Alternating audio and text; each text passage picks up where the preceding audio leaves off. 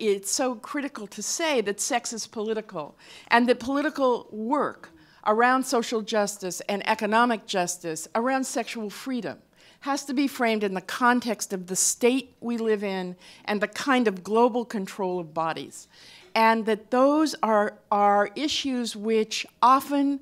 either appear to be only about sex, as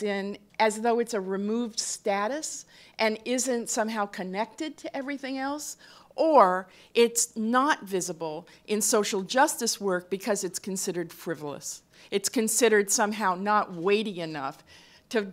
include in your fight against racial oppression, class oppression, women's, gender oppression. Oh no, well then we don't bring up desire.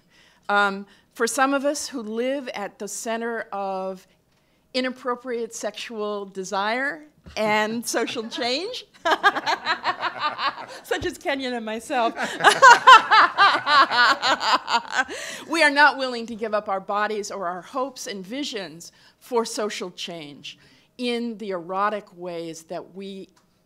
understand radical possibility. It is not a choice of one or the other, and we were very honored to be asked to open this because we think that often sex is posed against social change. It's not perceived as something that's embedded in both. And we want to say,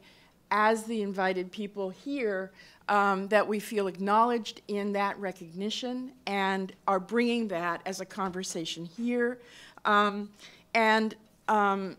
think that it's really critical in the way it's talked about, that it isn't simply legal issues and the way the state uses certain legal institutions, divorced from the other ways that institutions, for example, don't allow sex in prisons and won't allow condoms in a place where the HIV rate is the highest anywhere in the United States.